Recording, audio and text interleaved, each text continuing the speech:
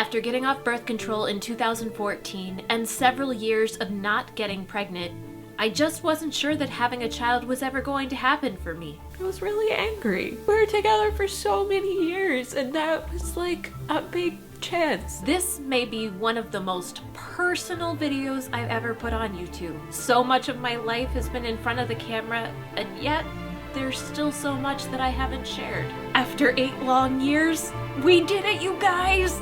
I'm pregnant! We're having a baby! I'm so grateful to share this news with you. This truly is a miracle baby.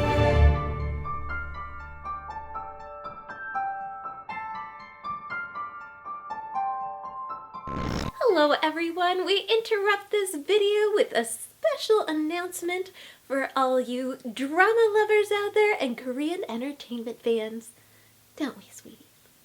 This is not your normally scheduled content, but I have not forgotten about you. At the end of this video and every future video on this channel, I'll be including my favorite dramas, the dramas I'm currently watching, and all your usual Korean drama content. So grab a cup of coffee, make yourself a cup of tea, sit back and enjoy this video. I'm so excited to share with you what's been going on with my life. Now back to the video.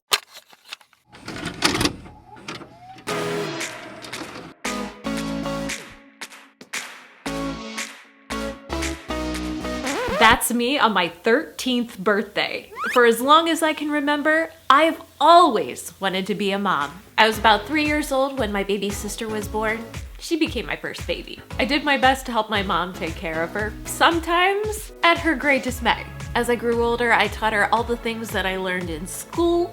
I loved playing house. My Barbies were always having babies, and I always saw myself as being a mom someday. I never thought that there would be a world where I wasn't. Oh yeah. Supposedly your scent changes, but also cats do have extreme hearing, and so they're probably able to hear the separate heartbeat inside as well. So, can you hear them? Your little brother or sisters? Yeah?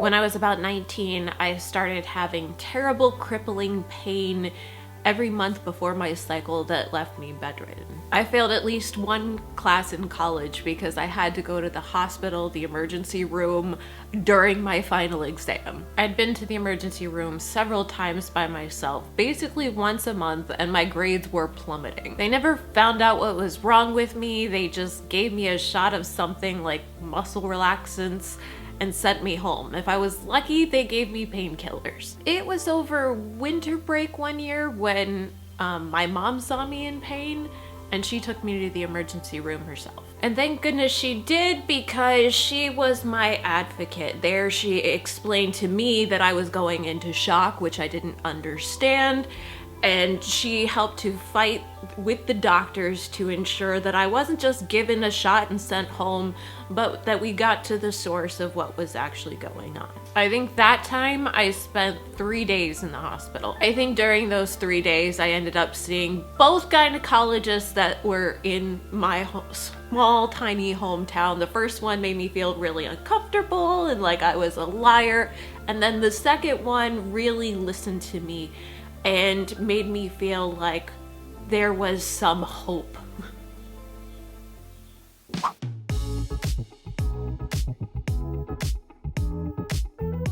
This is like a dream pregnancy. Like I here and there I've taken some naps, but like with the exception of the first couple of weeks, I really haven't done a lot of napping. I haven't really had any morning sickness or afternoon sickness or evening sickness. It's just been very even keel. I find that I do get heartburn when I have certain foods, and so like I'm starting to kind of avoid those foods. And I've had a little bit of like ligament pain, but that's to be expected as the stomach grows. Other than that, it's just been pretty blasé. I'm just waiting because here in a couple of weeks I should be able to start feeling the baby kick. Over the next 3 years, I had a laparoscopic surgery, and then I underwent multiple 6-month cycles of Lupron Depot, a shot that was supposed to help me manage my condition, at least the pain. The main point of this was to stop my hormone production so that I didn't have my monthly cycles and my body could start to repair itself. So essentially, when I was 20 years old, I ended up going into a horrible menopause that lasted for about 2 years while I was in college. Normally under these circumstances, they have an add-on drug of like progesterone that they give you to help you ease the side effects, but because my mom was a cancer patient, they did not want me to take that as it could increase my risk of cancer. And so I had the gamut of all of the wonderful side effects of menopause. Bone loss, hot and cold flashes, bad headaches, all of the wonderful things that old ladies complain about. Except I was in my 20s. But as bad as those symptoms were, it did stop my monthly pain, and it was a whole lot better than the pain that was sending me to the emergency room once a month. And I'll never ever forget sitting in the doctor's office and the doctor telling me that if I wanted to have children, that I should do so right away to ensure that I would be able to have children and not to wait until I was much older. What, the tum? Yeah. The tum? You're 15 weeks? 13 weeks? 13 weeks and 5 days. 13 Don't weeks. rush it, okay? Yeah. 13 weeks, 5 days. Oh, it might be a girl. How would you know? Because the shape of the stomach is different for boy and girl, I heard. You heard? You heard an old wives' tale, okay? There's so many different things. It's like, if you only want to eat this, it's a girl. If you only want to eat that, it's a boy. If you stick a necklace above the tummy and wiggle it, if it goes around in circles, it's a girl. If it goes zigzaggy, it's a boy. Hi. You know what? This is my boy. That's what I know. This right here, this is a boy. This is a boy cat. We'll find out about the baby soon enough. I've known a lot of people in my life who've had kids in their early 20s, and I had friends who already had kids by that point in time, but I knew that I myself was not at a place in my life where that was feasible or possible. I was in a relationship with a wonderful guy, but I was his first girlfriend, and I was like, this is not gonna last. Also, like, I was just trying to finish college. I was just trying to finish college, and my mom was sick, and I had so much pressure at that point in time. Like, I did not want to bring a child into that world, and I knew that I wasn't ready. I needed to live.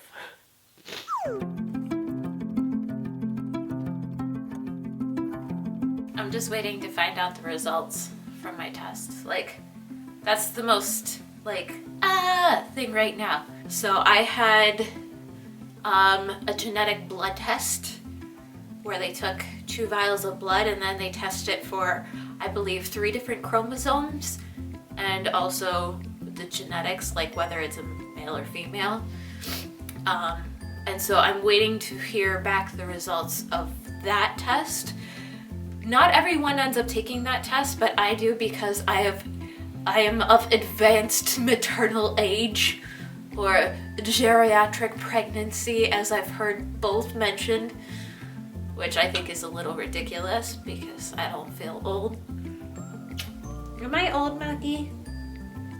My hair's not your colors yet.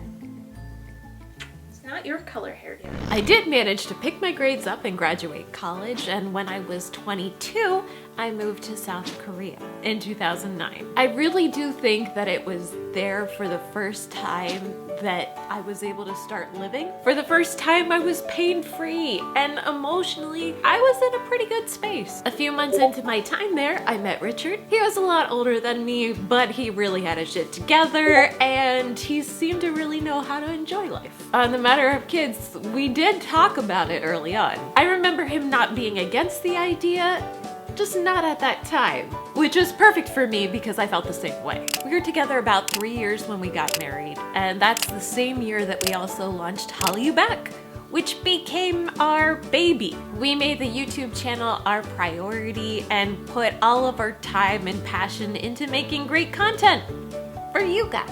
In Korea, birth control can be bought cheaply over the counter. So for a couple of years, I just embraced my 20s. I traveled and lived my life. I was kind of living the dream. Are you disagreeing with me, Minhao? You weren't with us then. You don't know. I mean, yes, life got better when you came around, but still, it was pretty dang good. I can't remember when I stopped taking birth control, but I know I was in Korea. Somewhere in that time, maybe around 2014, I stopped because I was having a lot of bad side effects from the birth control. Logically, the next question that everybody asks is, when are we gonna have a child? I saw it probably every day on YouTube. After I stopped taking birth control, I was kind of worried that I was going to get pregnant right away and give you a little brother or sister. Except you weren't even around yet. But I didn't, and that turned into years of not having any children, and I started to think that maybe the doctor was right. Maybe I couldn't have children, and that was kind of heartbreaking.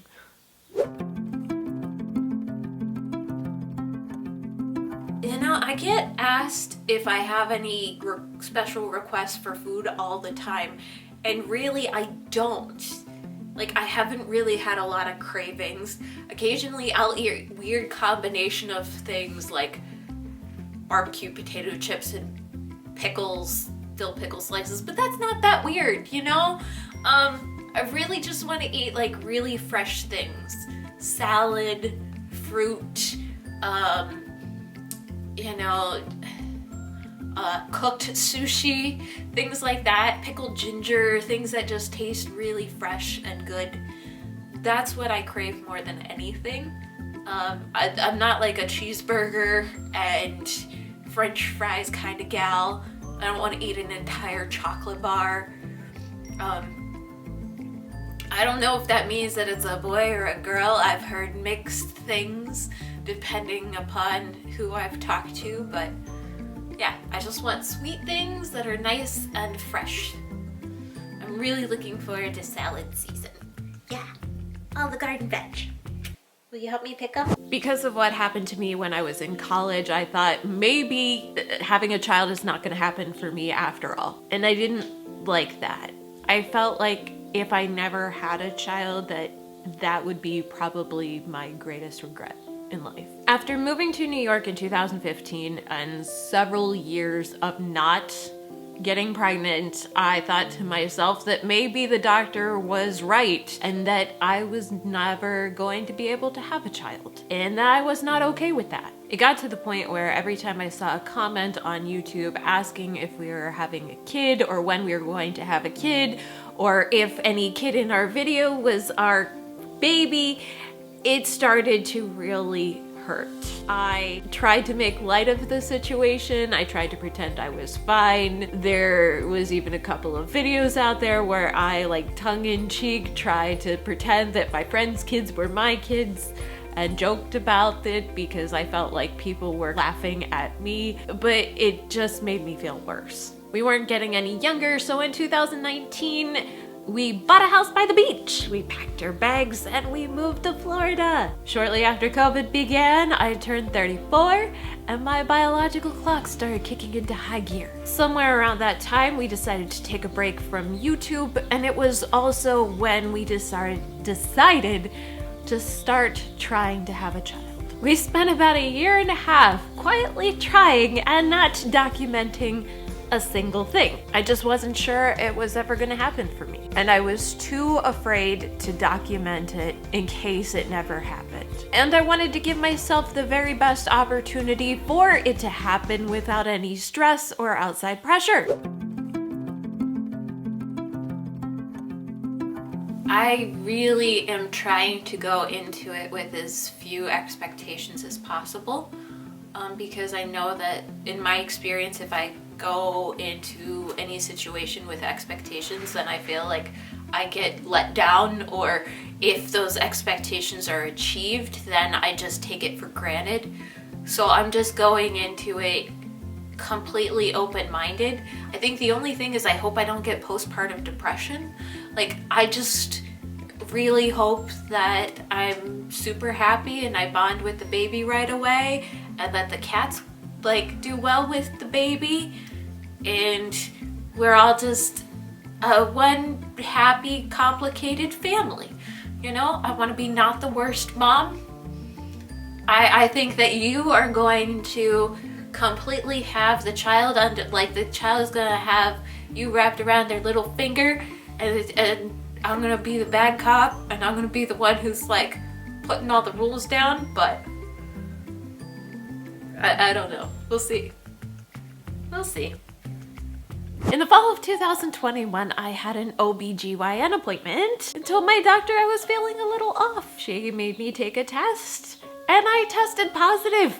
I was pregnant. I ran to the store. I bought cards so that I could go and tell Richard and his mom, who we were staying with at the time, about the wonderful news, because I knew that we couldn't keep it from her if we were going to stay with her. So I was like, well, she was going to be the first to know besides Hubs. And so I got cards, and then as soon as I went home, I proceeded to give Richard the card, and he was overjoyed and in disbelief, and we were so very happy. And we privately celebrated with no video. It was our special little moment. And then I told his mom, who started sobbing because she never thought that she would have the opportunity to be a grandmother again. And none of it was recorded, none of it was documented on video. Those were our precious moments. I found out I was pregnant at about 4 weeks, and a week later I had sharp, severe pains, like I was passing a kidney stone, and in the days that ensued, I started bleeding, and it didn't stop. And I lost the baby. I became really depressed. We were working on a project, and I didn't want to work on it anymore. I just wanted to quit all the things and not talk to anyone. I kept reminding myself that I should be really grateful because at least I knew our bodies worked, and you know, it's fairly normal to lose a baby, and everyone in my family had lost their first one, so I was like, well, this is just a normal part of the procedure. But it still hurt. I was really angry. We were together for so many years, and that was like a big chance. And nothing prepares you for having a miscarriage, and the doctors don't even tell you about what it's gonna be like. You know, nobody tells you it's gonna be 8 weeks of just reliving it every day until your body resets itself. It's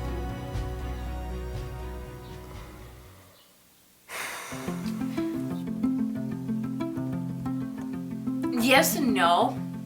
I think in part because we do have this greater plan. We've lived so many different places, and we are so open-minded, and we have such a broader perspective of what it takes to do something in this world. I feel like I have an advantage in moving forward and having a kid now. I think that if it would have happened like 5 years ago, I wouldn't be as mentally prepared, and I would be a lot more worried about the kid. I still worry about, you know, the political unrest and everything else, and global warming, and you know, all of these things, but these are things that have also been around for a very long time, and it just seems like things keep getting stalemated and not we're not making as much progress as I would like. But I do believe that I feel like I'm at a place where I can properly give a child attention and intention and help to propel them to follow their passions and be the best possible person that they can be. After losing the baby, we decided to embrace all the chances that life had to offer us. In January of this year, we bought a house in Italy, and a couple months later, I started having the familiar odd feelings. I'm gonna start crying again. And on April 2nd, on what would have been my mom's 69th birthday, I took a test. And I found out that I was expecting again. Maybe it was the date of everything. Maybe I just felt like this time my mom would be a part of it all. But this time I knew somehow it was going to last. And so far, baby and I are doing great. I'm right now like 14 weeks. Baby's the size of an orange or a baseball. And other than being really hungry right now, we're in perfect health. I am so beyond grateful to have amazing examples of parents who have in the past couple of months gone above and beyond to be there for us and to help us and support us during what may be the biggest life transition that Richard and I and the cats will ever have. We're having a baby and moving to Italy, and it's crazy. So this brings me to you. Words cannot express how thankful and grateful. I cannot thank each and every one of you enough. No words can describe how I feel about this community. Thank you for understanding that I desperately needed to take a break from YouTube in order to make this dream, this future, a reality. I was scared we were never going to have a baby, and I didn't want to capture my failures over and over again for content. And I couldn't hide my unhappiness. And now that it's happening and I'm far enough along that the level of danger has gone way down, I feel like I can breathe and I can start sharing with you guys again. And I want you to know that from the bottom of my heart, I really appreciate you, and I always have. So for those of you who've been around since the start of our journey and are still here, thank you. And for those of you who are new and just clicked on this video, welcome! I'm inviting you to join as we transition on this newest phase of life and adventure of Hallyu Back, Hallyu Baby! So thanks for being here with me, and I'll see you in the next video. A presto! Today's drama of the day is called The Sound of Music.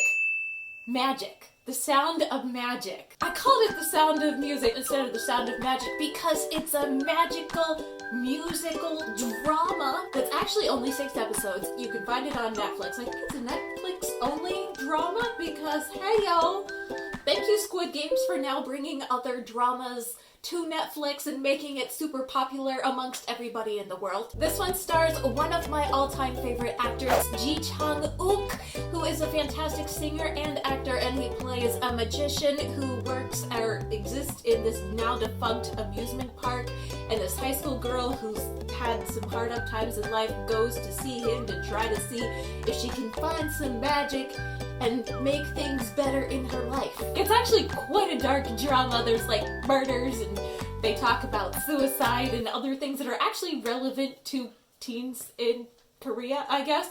But it's aesthetically beautiful, darkly beautiful, has some awesome music, and kind of has a whole like Tim Burton-esque thing going to it. I can't wait to finish watching it. It's only 6 episodes, so there's no reason you shouldn't. My runner-up is The Academy of Souls. This is a Korean drama written by the all-famous Han sisters.